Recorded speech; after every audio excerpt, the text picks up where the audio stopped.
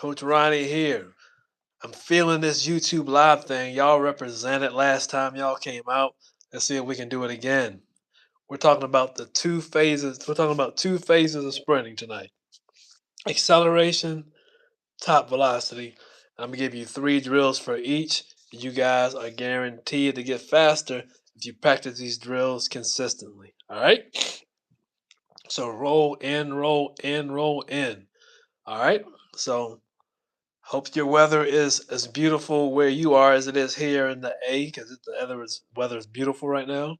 So, but let's dive right into this thing. So, like I said, we're talking acceleration, we're talking top velocity. I think we need to start off with acceleration because a lot of times you win the race or lose the race at the acceleration phase of the sprint. All right, so we're going to dive into that. So, here I believe in developing complete athletes. A complete athlete is a athlete that trains their mind as well as their body, and that's often lacking. The mental aspect is lacking until something goes wrong, till you hit a slump, right? Till your confidence collapse, right? The mindset should be addressed equally. So that's what we do here, and that's the first thing I want to talk about when it comes to the acceleration phase of sprinting and sprinting in general. The mindset. You need to have the mindset of an animal coming off the line. I don't care if it's a 10-yard burst, I don't care if it's a 60. Your mindset has to be this right here. Tell yourself this: no one is faster than me for 10 yards. I don't care if Hussein Bolt lines up against you. No one is faster than you for 10 yards. That's the mindset you need to have coming off the line. That person you line up against, you know he or she may be faster than you. But your challenge is, if I lose this race, I ain't going to lose the first 10. That's what I know. So you need to come off the line when it comes to acceleration like an animal, a hungry animal that hasn't eaten for a week. That's the mindset you need to have when you're coming off that line and sprinting. All right. Today's athlete, unfortunately, a lot of these athletes lack that mindset, lack the mindset of an animal coming off the line. A lot of us, welcome to, oh, what's up? What's that? Zenuda? Did I say that right? Zenuda? We're talking about getting faster tonight, Zen. So I'm gonna call you Zen. How about that? We're talking about getting faster tonight. We're talking about the two phases of sprinting, right? The acceleration phase of the sprint, that's number one. Then we have the top velocity phase of the sprint. That's what we're talking about now.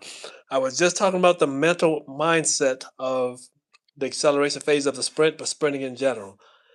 Today's athlete can lack the dog that's needed coming off the line. All right, I have rules for that. The rules that you want to follow. What up, David? What up, David? There are rules that I want you to follow. Hey, what up, David? Sure, that is so cool. Thanks, Zen. Okay, call you Zen. Cool. All right, there we got David. So Zen and David, these are rules I want you to pay attention to if you're here to get faster. By the way, if you're here to get faster, drop a one in the comment. All right. Deborah, can you tell me my name? What's that? Deborah, can you tell me my name? It says Deborah here, but you said Deborah, it says David. So I'm kind of confused right there. You let me know. But we're here to talk about sprinting, right? Right now we're talking about the mindset of a sprinter, the proper mindset of a sprinter, right? So I talked about this. Today's athlete can lack the focus, they lack the mindset of a hungry animal coming off the line, right? That's what I want you guys to have, excuse me, coming off the line. The mindset of a crazed or hungry animal that hasn't eaten for a week and has to get to that food on the other side. Yes, my dad's phone. Okay, okay, so it's Deborah on her dad's phone. Gotcha. Well, shout out to Deborah. Thanks for stopping by, Deborah. All right. So the mindset of a crazed, hungry animal that hasn't eaten in a week that needs to win that race to get that piece of food. Come off the line like a dog. I'm eating noodles. Okay, okay, enjoy, enjoy. Come off the line like an animal. This is what I want you to remember. When I'm coming off the line, when I'm on that line to race somebody, I am not going to lose any race for 10 yards. All right. This is what I want you to remember. First and foremost, when you're lining up to race anybody, I don't care who it is, You can know the person's faster than you, but your mindset is, I'm not going to lose this race for the first 10 yards. That's what I want. That's the mindset I want you to have.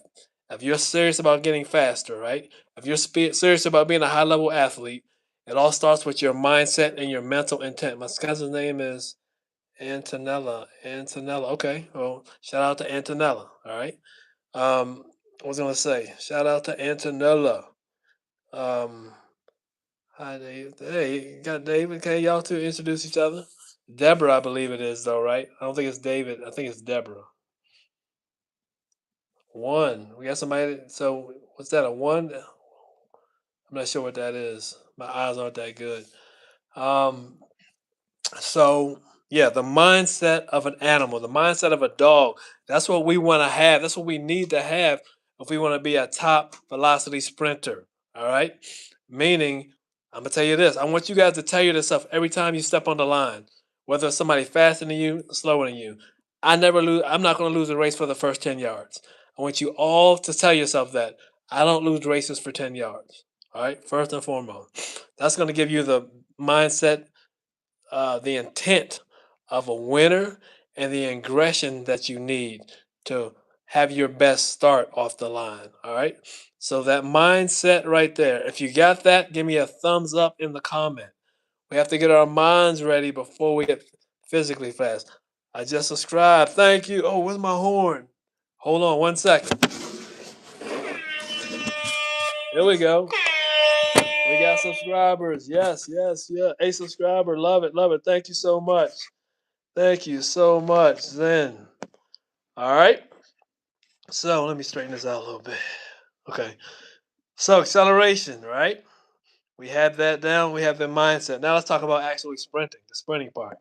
So this is gonna be my little demo, my tool on how to properly sprint. So we're talking acceleration. That's coming off the line. Boom. Thank you, Zen. Thank you. Acceleration phase. So this is your body. This is your head.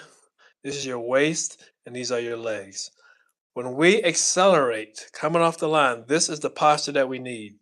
But this is the ground, this is your body at a 45-degree angle. Why a 45-degree angle? Because you need to propel. It's the best way to propel yourself down the turf or down the track. This position right here is the best way. Pushing down like that, all right? So you need to keep that in mind. All right. Again, head, waist, legs. Now we're at this 45-degree angle, right? Our legs' job is to attack the ground like pistons in an engine. Pistons in an engine move like this. Picture your legs here moving like that piston in the engine, attacking the ground. So we have two subscribers. So Deborah just subscribed. Thank you, thank you, thank you. All right, attacking the ground, pistons in the engine, driving driving our legs back. All right, and that's going to propel ours forward. Got it? Does that make sense? It's Mace Window. What up? What's that? Al Canny? Al Canny? What's going on? What's going on? Got people rolling, Master Window. People rolling in. Hey, keep rolling in. Keep rolling in. The topic tonight is getting faster. I am in the acceleration phase of sprinting. I'm breaking that down. What's up, bro? I'm chilling, man. Trying to get you faster. Trying to get you faster. I appreciate you stopping by. Thanks for stopping by. If you would subscribe, that'd be outstanding. All right. So, got the acceleration confused and also not, dude, please don't say that bad word. What happened now?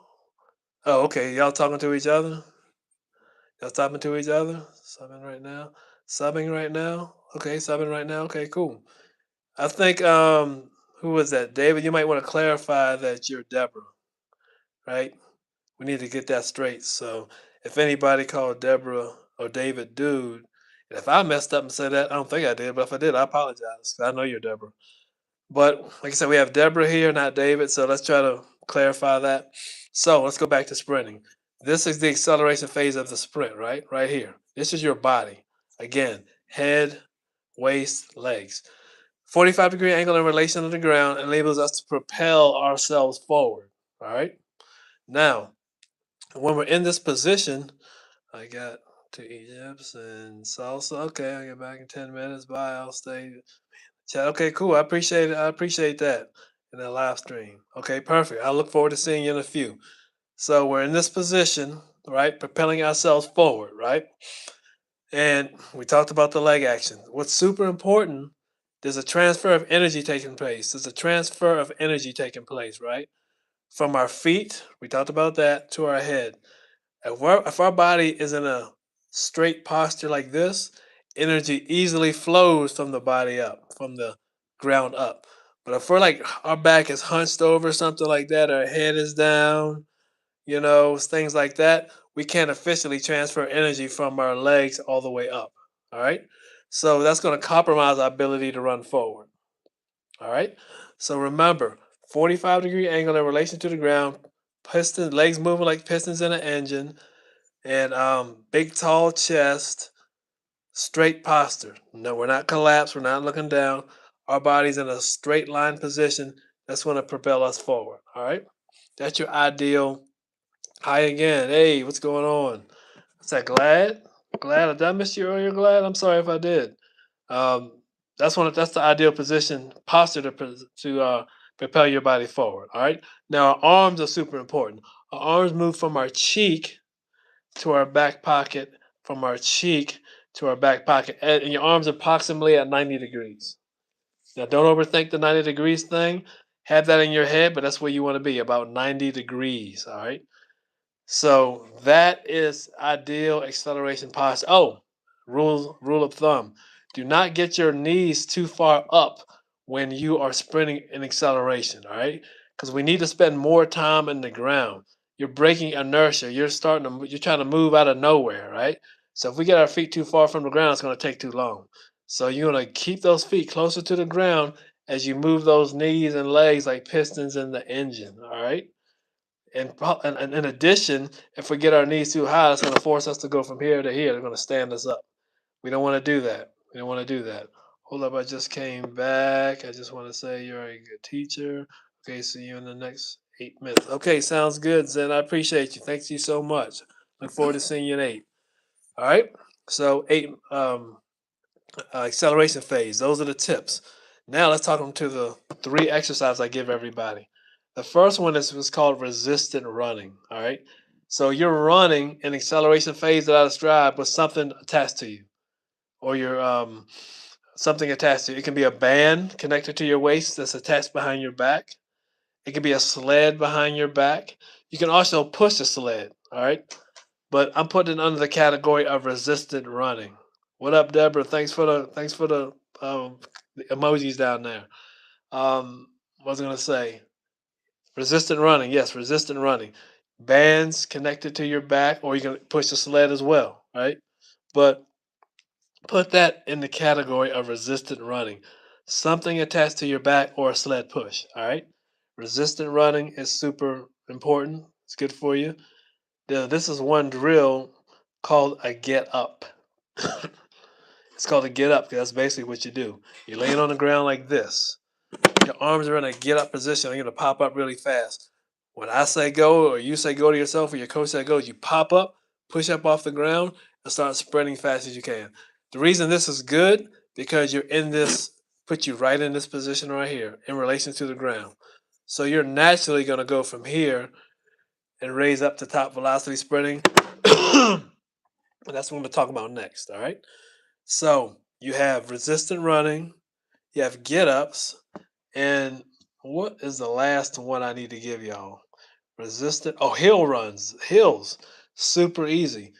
So hill runs, you don't need any equipment. All you need is a hill. And the hill runs are beautiful because the hill is already in this position, right? You want a hill that's around 45 degrees, right? Then, well, that's a little steep, maybe about 20 some degrees, 20, 40, right? What's up, Deborah? Hi, how you doing? So, you know, well, the hill's already at this position. Just run up the hill and walk back down because that's your rest. Those are the 3 best drills to accelerate and sprint faster. Number 1, hill sprints. Number 2, resistant runnings with something attached behind you, a band. You can even push a sled, and get ups. Those are the 3 exercises you want to do during acceleration phase of the sprint. All right, got that. All right, so now we're going to dive into the second phase of the sprint, with is top velocity. So to give you a visual of that, we're accelerating, accelerating. Now we're here with our top velocity. We're sprinting 100%. So we go from here, pushing the ground back, to striking the ground underneath our hips. All right. So if you can pitch that, head, waist, legs, attacking the ground straight down. Vertical force production, we call it. All right. You're attacking the ground vertically now. When acceleration, you're attacking the ground horizontally, right? All right. But now we're doing everything else straight up, straight down. So posture, super important, like I mentioned before. You can see it better now, I think. Head, waist, hips. Now, if I can bend this right here, or you can imagine me looking down, there's still the energy flow that takes place right here. If I'm looking down right here, if I'm bending right here, if my knees are not coming up, do you see how this straight up and down flow of energy can be compromised, right? If I'm bending right here, the energy cuts off right here. If my head is looking down, like I'm putting stress on my neck, the energy gets cut off at the head, right? So we have to have this we have to have this posture right here. We have to maintain this posture right here, right? So how do we do this is the key. So big chest, this is our torso. We have a tall chest. We're focused, our head right here. We're looking straight ahead. Now here's the part I need you to visualize. We have to have the proper angles. All right, so proper angles. I'm standing straight up like this. Imagine this being my knee. My knee has to be, or my excuse me, my hip. My hip has to be at a 90-degree angle like so. All right, Zen, good. I hope to see you in a little bit. All right, knee like so. All right, sorry, hip like so, 90 degrees. Right there, right? Hip like so, knee like so at 90 degrees, and then an ankle in my foot. Let's make this now my ankle in my foot at 90 degrees. Foot, ankle. Those three leg parts, portions of your legs all need to be at 90 degrees. Again, your hip is bent at 90 degrees, your knees at 90 degrees, your ankles at 90 degrees. All right. The reason we do this is the most efficient way to strike the ground. And we always strike the ground with the balls of our feet. So imagine these are your toes, right? These are your toes, those meaty pads behind your toes, those are the balls of your feet. I should have mentioned this acceleration phase too. It's the same thing. Your acceleration phase of the sprint, right? You have to strike the ground with the balls of your feet to propel yourself forward. From the vertical phase of the sprint, you have to strike the ground vertically here. You have to strike the ground straight down with the balls of your feet. I like to use the term stab. Stab the ground with the balls of your feet. You're not on your toes, there's no stability there. So it means no force. You're not on your heel because your heel, if you heel strike when you run, you're actually starting and stopping each stride. All right. Again, so you're starting and stopping each stride. All right. That's what we don't want. All right. When we strike the ground with the balls of our feet, we propel ourselves down the turf, down the field, down the court. All right? Does that make sense? Thumbs up in the comments if that makes sense. All right? So picture yourself nice and tall like this. All right? Our legs are at that 90-degree angle. Hip 90 degree, knee 90 degree, ankle 90 degree. Striking the ground underneath your hip with the balls of your feet, maintaining this tall posture right here as you strike. If you drop your hips, bend at the torso, drop your neck, this straight line is compromised. When that happens, we don't produce enough force and we're not propelling ourselves down the turf. All right. Now let's go into the best drills for me when it comes to top velocity. The first one is a march. Simple drill. All you do is march, but you're marching from the running position. All right. You're marching from the running position. All right. So picture this. You got to get the visual. So we're here, right? Picture the 90 degrees that I talked about earlier, striking the ground that way. Your arms going, as I mentioned earlier, cheek to back pocket. And you keep that technique and march down the turf. Marching, driving your arms back, getting your knees up, attacking the ground with a little rhythm. March, march, march. If you can visualize that, give me a 1 in the chat. With your chest tall, good posture like here, head looking straight ahead. That is the march drill. That's the march drill. All right. So you have that good march drill, good posture, marching down the turf. All right. That's the first drill. Pretty simple. The second drill, same concept. You just add a skip to it. That's the only difference. So picture yourself marching, right? You're marching like I described earlier, and just add a skip to it. That's all you want to do. Add a little skip to that march. So that's called an A skip. All right. So if you guys can visualize that, drop a one in the chat. All right. So I want you to visualize that. All right. And the last one is the most difficult one, the most taxing one. It's called the switch. It's going to be probably the most maybe the most difficult one for you to visualize. All right. So with the skip, you're still you're starting this position, but you're on one leg now. One leg is on the ground, on the balls of the feet. The other leg is at the 90 degrees, 90-degree hip, 90-degree knee, 90-degree ankle, right? So you start with that position, one leg down, one leg up. What do? You violently switch legs as fast as you can. You're not moving forward. You're stationary, switching legs as fast as you can, switching legs as fast as you can, switching legs as fast as you can. All right? That is how we do that. All right. And your arms are switching at the same time. We do this stationary. Your goal is to switch your arms and switch your legs as fast as possible with the proper leg angles and arm angles. Remember, your arms at 90 degrees. Stick the landing. So when I say that, I mean you make the switch and you have to stabilize. You have to hold the position. We're not collapsing. We're not falling all over the place. We're maintaining this posture with one leg in the air and our arms at 90 degrees. All right. The easier that gets, then you start progressing down the turf. All right. We start to actually move down the turf. This message is held for review. View message. Let me check out this message. I don't even know what that is, so I'll keep that on the low for now. Yeah, so have to have that posture like that, right? That we talked about. Have to have that posture, and which I lost my train of thought. What drill? I can't remember what I was talking about. But okay, was I on a drill? Let me know. Was I on a drill when before I checked out? We're talking about the drill. I know we're talking about top velocity. Yeah, so that posture. We're talking about the posture. Gotta have that tall posture. Oh, we're talking about switches. All right, one leg is in the air, and when you switch, stabilize or stick the landing. I like to say, so we can't be falling all over the place because that compromises this. It compromises force production. If we're stiff like this, switching, that's speed. If I'm bent at the here, I'm looking down, my knees aren't getting up, that's a lack of speed. Strike the ground with the balls of your feet. Remember, toes here, balls of the feet here. Gig bye bye Hopkins. See you again. Zen, okay, goodbye. Gotta go. Okay, appreciate you stopping by. Zen, if you see, I think you subscribed. If you did, I appreciate it. If you didn't, please subscribe. Have a great evening. Thank you so much for stopping by. All right. Well, we're going to shut it down in a bit anyway, because I've covered the three drills. I covered top velocity. I covered acceleration. You have three drills. I think you have what's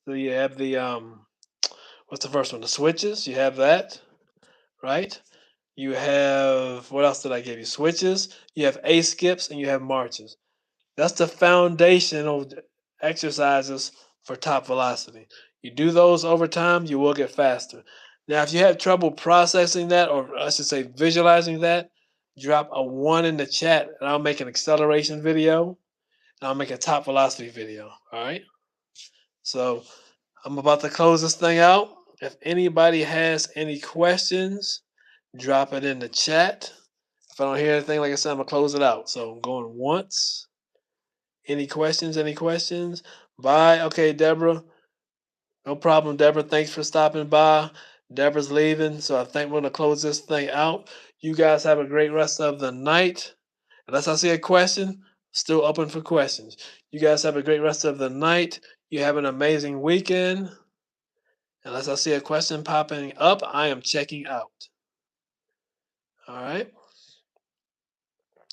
Definitely, Zen. Oh, I forgot to mention this. My goal is to have this 2 to 3 times a week. So keep that in mind. 2 to 3 times a week, we talk speed, we talk mindset, we talk nutrition, we talk power, we talk about building better athletes. That's what we do here. So I'm checking out. You guys have a great weekend, like I said, and I'm out. Peace.